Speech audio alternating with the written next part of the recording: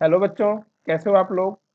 सैनमन education के lecture series में आज हम लोग नई वीडियो लेके आए हैं। कूलम्स लॉ को कंटिन्यू करने वाले हैं। लास्ट टाइम हमने जो टॉपिक पढ़ा था, स्टार्ट किया था न्यू टॉपिक, वो था कूलम्स लॉ। आज हम उसको कंटिन्यू करते हैं और कुछ की पॉइंट्स के बारे में पढ़ते हैं कि उससे रिलेटेड कुछ पॉइंट्स जो हमको याद रखने चाहिए। ठीक है ना, बिना उस पॉइंट के हम हर जगह कूलम्स लॉ को अप्लाई नहीं कर सकते हैं। तो वो पॉइंट्स कौन कौन से हैं जो कूलम्स लॉ अप्लाई करते वक्त हमें याद रखने हैं। तो पहले थोड़ा सा एक शॉर्ट में रिवीजन ले लेते हैं कि हमने कूलम्स लॉ में क्या पढ़ा था। हमने कूलम्स लॉ में पढ़ा था कि यदि हमारे पास कोई चार्ज है, हमारे पास कोई दो चार्ज सिस्टम है इस तरह से, और उनके बीच में एक सेपरेशन आर है। ठीक है, अगर हमारे पास कोई दो चार्ज सिस्टम है और उनके बीच में कोई सेपरेशन है आर, इसे हम लोग शॉर्टेस्ट डिस्टेंस और डायरेक्ट डिस्टेंस भी बोलते हैं। ठीक है ना, और ये दोनों पॉइंट चार्जेस है। मैंने लास्ट टाइम आपको बता दिया था कि ये दोनों जो है वो पॉइंट चार्जेस हैं। सपोज ये सेपरेशन आर है, तो इन पे लगने वाले फोर्स क्या क्या होंगे, दोनों प्लस क्यू हैं। This is also plus Q and this is plus Q. तो दोनों पॉजिटिव हैं तो रिपल करेंगे इस तरह से। एफ यहाँ भी लगेगा और एफ यहाँ भी लगेगा। ठीक है ना, इनके मैग्नीट्यूड, दो बातें हमने पढ़ी थी कि एफ क्या होगा, ठीक है ना, इसका मैग्नीट्यूड क्या होगा, और हमने पढ़ा था कि इस एफ की जो है वो डायरेक्शन क्या होगी। ये दो चीज के बारे में हमने पढ़ा था। और क्या ये मीडियम पे डिपेंड करता है, तो यस, ये मीडियम पे डिपेंड करता है, डिपेंड्स ऑन मीडियम। ओके, तो देखते हैं हम इन चीजों के बारे में। उसको लिख लेते हैं, क्या फॉर्मूला हमने डिराइव किया था लास्ट टाइम। तो लास्ट टाइम हमने फॉर्मूला डिराइव किया था, यहाँ पे देखिए जो फॉर्मूला था हमारे पास वो था एफ, इलेक्ट्रोस्टैटिक फोर्स की बात कर रहा हूँ मैं। ये जो फोर्स हमारे पास आता है एफ ई से मैं डिनोट कर रहा हूँ ताकि हमें क्लियर है कि हम इलेक्ट्रोस्टैटिक फोर्स की बात कर रहे हैं। तो ये जो एफ ई है की जो वैल्यू आती है, कि वैल्यू आती है 1/1 4 पाई एप्सिलॉन नॉट। ठीक है, 1/4 pi epsilon naught Q1 Q2 divided by r square. ठीक है ना, ये वैल्यू हमारे पास आती है सॉल्व करके, जहां पे मैंने एप्सिलॉन नॉट को आपको बता दिया था क्या होता है। ठीक है ना, एप्सिलॉन नॉट क्या होता है हमारे पास, free permittivity of free space. ठीक है ना, वो लास्ट वीडियो में है, मैं लिंक डिस्क्रिप्शन में डाल दूंगा, आप लोग जाके देख लीजिएगा वो लास्ट वाली वीडियो। यहाँ पे 1/4 पे, जहाँ पे हम लोग के की वैल्यू को 1/4 पाई एप्सिलॉन नॉट लिखते हैं, मतलब हम वहाँ पे डायरेक्टली के भी लिख सकते हैं। ठीक है ना, जिसकी वैल्यू अप्रोक्सीमेटली कितनी होती है, 9 × 10⁹ होती है। यूनिट होती है newton metre square divide by coulomb square. ये डेटा हमने लास्ट टाइम वीडियो में पढ़ा था। ओके, और क्या पढ़ा था, और हमने इसका एक वेक्टर फॉर्मेट भी पढ़ा था। वेक्टर फॉर्मेट क्या था इसका, देखिए वेक्टर फॉर्मेट कुछ इस तरह से था। अगर हमें इस फोर्स का वेक्टर फॉर्म लिखना है तो हम लिखेंगे सबसे पहले इसका मैग्नीट्यूड। तो इसका मैग्नीट्यूड होगा 1/4 pi epsilon naught Q1 Q2 divide by r square. ये तो इसका मैग्नीट्यूड हो गया, जो कि हमने इस वाले फॉर्मूले में भी देखा है। अगर हम डायरेक्शन की बात करते हैं तो ये जो डायरेक्शन होती है ये अलोंग द लाइन ज्वाइनिंग होती है। ठीक है ना, ये जो डायरेक्शन होती है ये सभी फोर्स की अलोंग द लाइन ज्वाइनिंग होती है। जो लाइन इसे कनेक्ट करती है उसके अलोंग ही होती है, मतलब इसे हम लोग इस चीज से डिनोट करते हैं। ओके, एनसीईआरटी की बुक में मैं आपको बता दूं, ये जो मैंने इस तरह से लिखा है वो R12 या फिर R21 लिखा रहता है। एक्चुअल में ये सब बराबर होते हैं। ठीक है ना, 2 1 आपको सिर्फ ये बताता है कि force on 2 due to 1, force on 1 due to 2, पहले चार्ज पे दूसरे की वजह से लगने वाला फोर्स या दूसरे चार्ज पे पहले की वजह से लगने वाला फोर्स। ठीक है ना, इसको हम थोड़ा और नए फॉर्मेट में लिखते हैं। थोड़ा सा नए फॉर्मेट में अगर हम इसको देखते हैं तो कैसे कैसे लिखा जाएगा, ये देखिए। हम जानते हैं किसी भी वेक्टर को, यहाँ देखिए साइड में, किसी भी वेक्टर को हम कैसे लिखते हैं। मान लीजिए मेरे पास ये एक वेक्टर है, वेक्टर ए, तो मैं इसको कैसे लिख सकता हूँ, मैं इस वेक्टर को लिख सकता हूँ, ये वेक्टर का मैग्नीट्यूड और इस वेक्टर की डायरेक्शन। डायरेक्शन को हमेशा कैप से लिखते हैं, मैंने लास्ट वाली वीडियो में बताया था आपको। और ये भी बताया था कि इलेक्ट्रोस्टैटिक में कूलम्स लॉ के बाद से जितनी भी वेक्टर क्वांटिटीज हैं उनको उनको अच्छे से समझने के लिए और मैथमेटिकली उनको अप्लाई करने के लिए आपको वेक्टर का अच्छा नॉलेज होना चाहिए। ओके, फिर देखते हैं हम लोग यहाँ पे किस तरह से ये सॉल्व होगा। तो मैं डायरेक्शन को सिर्फ क्या लिख सकता हूँ, डायरेक्शन को मैं लिख सकता हूँ vector divided by its magnitude. Vector divide by its magnitude, तो क्या मैं ये इस वाली डायरेक्शन को भी ऐसे लिख सकता हूँ। हाँ, मैं इसको इस तरह से लिख सकता हूँ कि मैं 1/4 पाई एप्सिलॉन नॉट की जगह डायरेक्ट के लिख देता हूँ यहाँ पे, के Q1 Q2 divided by R square, this is the magnitude and direction side में मैं क्या लिखूंगा, देखिए डायरेक्शन साइड में मैं लिखूंगा, जहाँ पे मैंने वेक्टर लिखा है कैप वेक्टर, उसको इस फॉर्मूले के अकॉर्डिंग मैं चेंज कर दूंगा। मैं लिखूंगा वेक्टर, मतलब ये जो वेक्टर होगा रिपल्सिव फोर्स है तो इस डायरेक्शन में जो वेक्टर होगा, ठीक है ना, डिवाइडेड बाय इट्स मैग्नीट्यूड। तो ये फॉर्मूला क्या बनेगा, देखिए ये फॉर्मूला फाइनली आपको क्या मिलता है, वेक्टर फॉर्म में इलेक्ट्रोस्टैटिक फोर्स होता है के Q1 Q2 divided by r square, this is sorry ऐसे नहीं लिखना हमको, थोड़ा सा हम बताते हैं, के Q1 Q2 by r square, और यहाँ रहेगा ये वेक्टर, यहाँ पे R12 या R21 भी हो सकता है, वहाँ पे ये चीज़ भी हो सकती है, ठीक है ना, डिवाइडेड बाय, अब ये आर स्क्वायर है और ये आर है, तो टोटल मिल गया कितना हो गया आर क्यूब। एक्चुअल में वेक्टर फॉर्म में जो आपको फॉर्मूला मिला है वो इस तरह से है, ठीक है ना। ये हम लोग इस पे एक बहुत अच्छा क्वेश्चन करेंगे, क्यूब वाला बहुत फेमस क्वेश्चन है, आपको हर बुक में मिलेगा, तो आपको समझ आएगा हमें इसे कैसे अप्लाई करना है। तो ये दो चीज़ों के बारे में हमने लास्ट वीडियो में पढ़ा था, और हमने एक चीज़ के बारे में और पढ़ा था, देखिए वो क्या था, हम नीचे आते हैं, वो क्या था, उसमें हमने देखा था, यहाँ देखिए, उसमें हमने देखा था कि अगर मीडियम है, ठीक है ना, पहली बात कि जो कूलम फोर्स होता है, जो भी इलेक्ट्रोस्टैटिक फोर्स होता है, ये डिपेंड करता है, डिपेंड ऑन मीडियम, मतलब मीडियम इंट्रोड्यूस होते ही ये फोर्स चेंज हो जाता है, और अगर मीडियम हमारा जो चार्ज सिस्टम है वो पूरी तरह से उस मीडियम में डूबा हुआ है, सराउंडेड है, तो हमेशा फोर्स रिड्यूस होता है। मैंने लास्ट वीडियो में बताया था, तो देख लेते हैं यहाँ पे क्या आएगा। तो अगर हमारे पास मीडियम है तो नेट फोर्स चेंज हो जाएगा, तो मीडियम अगर है तो फोर्स हो जाएगा 1/, जहाँ पे 4 पाई एप्सिलॉन नॉट सिर्फ आता था, अब वहाँ पे मीडियम का डाइलेक्ट्रिक कांस्टेंट, मीडियम का कांस्टेंट आएगा, या इसे हम लोग कभी कभी एप्सिलॉन आर भी बोलते हैं, ठीक है। चलो हम अभी वही लिख देते हैं आपके लिए, बाद में हम उसको लिख देंगे। देखिए यहाँ पे 4 pi epsilon naught epsilon r, जो कि परमिटिविटी ऑफ फ्री स्पेस नहीं है, रिलेटिव परमिटिविटी है। पहले फ्री स्पेस था, कोई मीडियम नहीं था, अब आपने दोनों चार्ज सिस्टम को एक मीडियम में सराउंड कर दिया है, मीडियम गैस हो सकता है, मीडियम वाटर हो सकता है, कुछ भी हो सकता है, ओके। तो अभी ये वैल्यू कुछ इस तरह से चेंज हो गई है, इस तरह से कोई वैल्यू कुछ चेंज हो गई है, okay. Epsilon epsilon r Q1 Q2 by r square as it is, ठीक है। आप इसको डायरेक्टली लिख सकते हैं 1/4 पाई एप्सिलॉन, एप्सिलॉन नॉट और एप्सिलॉन आर को मैंने डायरेक्टली एप्सिलॉन लिख दिया है Q1 Q2 by r square. ये हमने लास्ट टाइम पढ़ा था, ठीक है ना, ये चीज़ हमने लास्ट टाइम जो है स्टडी किया था लास्ट लेक्चर में। और देखते हैं इसमें हम लोग कुछ चीज़ें जो हमने रिप्लेस किया है उसको कैसे लिखेंगे। देखिए जो हमने रिप्लेस किया है, मतलब ये है, मतलब कुछ इस तरह से है कि यहाँ पे epsilon epsilon naught epsilon r को मैं लिख सकता हूँ एप्सिलॉन, ठीक है ना। इसका मतलब ये रिलेटिव परमिटिविटी का जो फॉर्मूला आता है वो होता है absolute permittivity divided by permittivity in free space, ठीक है ना। ये फॉर्मूला निकल के आता है, ये फॉर्मूला बुक्स में आपको बहुत मिलेगा, तो ये फॉर्मूला आपको याद भी होना चाहिए, ठीक है ना। एप्सिलॉन एप्सिलॉन इंटू एप्सिलॉन, चाहे आपकी मर्जी, आप ये वाला फॉर्मूला याद कर लो, आप ये वाला फॉर्मूला याद कर लो। जहाँ पे ये एप्सिलॉन, ये क्या चीज है, इसे बोलते हैं हम लोग absolute permittivity, this is called absolute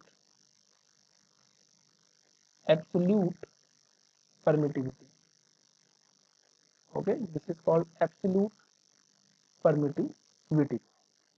तो ये तो आप जानते हैं permittivity of free space, this is permittivity of free space, और ये हो गया आपका रिलेटिव परमिटिविटी, ओके। तो ये इंफॉर्मेशन हम लोग लास्ट वीडियो में पढ़ चुके हैं। आज हम लोग पढ़ेंगे कि क्या कूलम्स लॉ हर जगह वैलिड होता है, ठीक है ना, इसके बारे में हम लोग पढ़ाई करेंगे। तो हम लोग अपनी नेक्स्ट स्लाइड पे आते हैं, जो हमें एक्चुअल में पढ़ना है, ठीक है ना, सम की पॉइंट्स पे। तो मैं हेडिंग डाल देता हूँ यहाँ पे आपके लिए, हेडिंग डाल देते हैं यहाँ पे की पॉइंट, की पॉइंट, क्या क्या की पॉइंट्स हैं, किस चीज़ के रिगार्डिंग है, ये कूलम्स लॉ के, कि कूलम्स लॉ हर जगह वैलिड है कि नहीं है। तो की पॉइंट्स में सबसे पहला की पॉइंट, सबसे पहला जो की पॉइंट है सबसे फर्स्ट की पॉइंट है वो क्या है, वो है कि फोर्स जो होता है, ठीक है ना, ये इंडिपेंडेंट होता है किसी थर्ड चार्ज की। कहने का मतलब क्या है, कहने का मतलब ये है कि पहले समझते हैं, बाद में डेफिनेशन लिखेंगे। जिसे मान लेता हूं कि मेरे पास यहाँ पे एक चार्ज है और यहाँ पे दूसरा चार्ज है, दोनों के बीच में एक पर्टिकुलर सेपरेशन है, दोनों के बीच में एक सेपरेशन आर है। ध्यान से समझना इस बात को। दो चार्ज है, दोनों के बीच में सेपरेशन आर है। ये इस पे एक फोर्स लगाएगा, समझो इसने फोर्स एफ लगा दिया, और इसने भी इस पे एक फोर्स लगाया, एफ लगा दिया। ठीक है ना, दोनों ने एक दूसरे पे एक फोर्स एफ लगा दिया है, क्योंकि हमने बताया था कि दोनों फोर्स की वैल्यू सेम होती है। मान लेता हूं मैं कि मैं एक थर्ड चार्ज लेके आया और मैंने यहाँ रख दिया, एक थर्ड चार्ज लाके यहाँ रख दिया। अब क्या होगा, अब देखिए, ये वाला चार्ज जो है, मान लिया ये भी प्लस, सारे प्लस क्यू नेचर के हैं, मान लिया ये प्लस क्यू है, ये प्लस क्यू है, और मान लेते हैं कि चलो ये प्लस क्यू नॉट है मान लिया। तो अभी होने वाला क्या है, ये जो सेकंड चार्ज है, फर्स्ट चार्ज और ये थर्ड चार्ज, तो ये थर्ड चार्ज भी इतनी लाइन ज्वाइनिंग के अलॉन्ग इस पे एक फोर्स लगाएगा। मान लेता हूँ कि F3 लगा रहा है, ठीक है ना।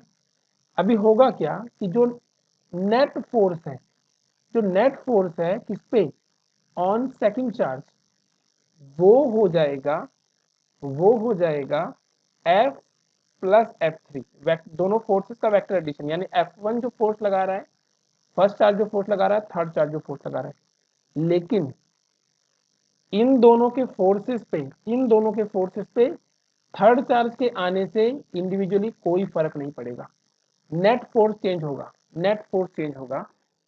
क्लियर है ना, वैसे कोई फर्क नहीं पड़ेगा दो चार्जेस के बीच में।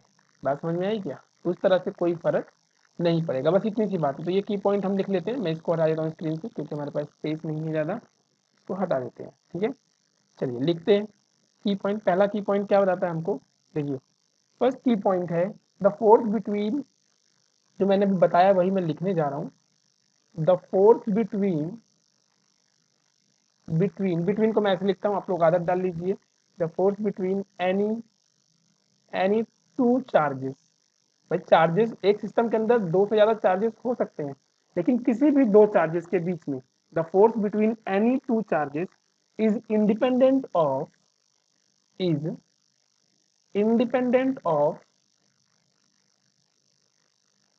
Independent of any other charge, of any other charge, मतलब कोई अदर चार्ज है तो उससे, उसकी वजह से उन दोनों के फोर्सेस पे कोई प्रभाव नहीं पड़ेगा। बात समझ में आई क्या, जो मैंने बताया था आपको। चार्जेस, सिस्टम ऑफ चार्जेस बहुत बहुत सारे हो सकते हैं, एक सिस्टम के अंदर 50 हो सकते हैं, चार्ज 100 हो सकते हैं, लेकिन किसी भी दो के बीच में जो पहले फोर्स लग रहा था वही अभी भी लगेगा। ठीक है ना, वो थर्ड चार्ज या एन नंबर ऑफ चार्ज आ जाने से वो चेंज नहीं होगा। क्लियर है ना। अब हम लिखते हैं सेकेंड पॉइंट हमारा, ठीक है ना। पॉइंट नंबर सेकंड पॉइंट क्या है, देखिए की पॉइंट नंबर 2 है हमारे पास कि ये सिर्फ पॉइंट चार्ज के लिए होल्ड होता है। ठीक है ना, पॉइंट चार्ज, ये बॉडी के लिए होल्ड नहीं होता है। एक बॉडी है उस पर चार्ज डिस्ट्रीब्यूटेड है, उसके लिए होल्ड नहीं होता। Coulomb's law always hold for point charge. तो हम इसको प्रॉपरली लिख लेते हैं जैसे बुक्स में लिखा रहता है, जैसे आपको बोर्ड एग्जाम में लिखना होगा। ठीक है, Coulomb's law hold for only, और हम रीजन भी समझेंगे कि ऐसा क्यों होता है कि सिर्फ पॉइंट चार्ज के लिए वैलिड है, हम आगे रीजन भी इसका पढ़ेंगे। ठीक है, तो लिखने जा रहा हूं मैं, देखिए Coulomb's law, Coulomb's law only holds for, holds for या वैलिड है, वैलिड फॉर पॉइंट चार्जेस। ये बात याद रखना, point charges, point charges holds for only point charges. Point charge का क्या मतलब होता है, मतलब पॉइंट चार्ज से मेरा क्या मतलब है। अगर मैंने पॉइंट चार्ज नाम की चीज यहाँ लिख दी है तो इससे मेरा मतलब क्या है, क्या बताना चाहता है ये पॉइंट चार्ज। देखिए पॉइंट चार्ज का मतलब होता है कि, मतलब मान मेरे पास दो चार्ज हैं स्पेस में, मान लिया मेरे पास स्पेस में कहीं दो चार्जेस हैं, मान लिया मेरे पास यहाँ पे एक चार्ज है और यहाँ पे एक चार्ज है। ठीक है ना, तो इन दोनों की, इन चार्जेस की खुद की जो डायमीटर है, डायमेंशन है, वो डायमेंशन इनके बीच के सेपरेशन के कंपैरिजन में खुद बहुत लेस होना चाहिए। मतलब दोनों बहुत ज्यादा दूर हैं, ऐसा नहीं है कि बड़े बॉडीज को हम पॉइंट चार्ज नहीं बोल सकते, बड़ी बॉडीज को भी हम पॉइंट चार्ज बोल सकते हैं, लेकिन वो दोनों बॉडीज का जो डायमेंशन है, जो रेडियस है, उसका जो डायमीटर है वो इतना होना चाहिए, ठीक है ना, वो उन दोनों बॉडीज की सेपरेशन के कंपैरिजन में बहुत कम होना चाहिए। दोनों बॉडीज को उठा के बहुत दूर दूर रख दो, they will act like a point charge. बात समझ में आ रही है? यानी आर बहुत ज्यादा होना चाहिए, कहने का यही मतलब है। तो दोनों जो चार्जेस होंगे वो पॉइंट चार्ज की तरह बिहेव करेंगे। ओके, तो ये जो मैंने अभी अभी बोला है वो मैं लिख देता हूँ यहाँ पे ग्रीन पेन से लिख देता हूँ। पॉइंट चार्ज क्या होता है, देखिए, whose whose dimension whose dimension are small compared to their separation, compare जो उनके बीच का सेपरेशन, उसके कंपैरिजन में डायमेंशन बहुत स्मॉल होनी चाहिए, ठीक है ना, small compare to their separation, ठीक है ना, दियर सेपरेशन।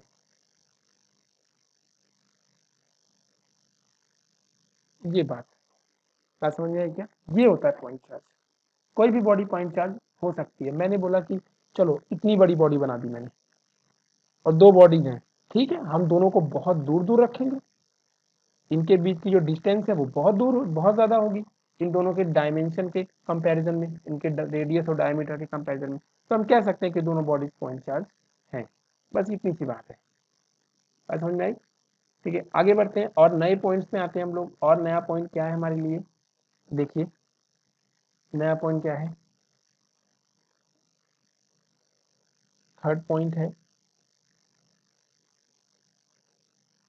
थोड़ा सा फॉन्ट चेंज करते हैं। ओके, थर्ड पॉइंट है हमारे पास कि जो कूलम्स लॉ होता है, ठीक है ना, वो ऐसे चार्जेस पे वैलिड होता है, ठीक है ना। इलेक्ट्रोस्टैटिक फोर्स आप के Q1 Q2 by r square आप ऐसे चार्जेस के लिए लिख सकते हैं जो रेस्ट पे हो या नियरली एट रेस्ट पे हो, मतलब रुका हुआ हमें फील हो रहा हो चार्ज, ठीक है ना, वो नियरली एट रेस्ट पे हो। तो हम लिख लेते हैं, मैंने क्या आपको बताया, coulomb's law holds only for, pen change हो गया, एक मिनट, पेन कैसे चेंज हो गया,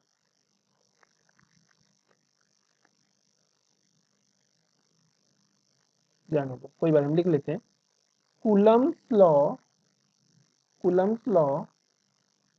only holds for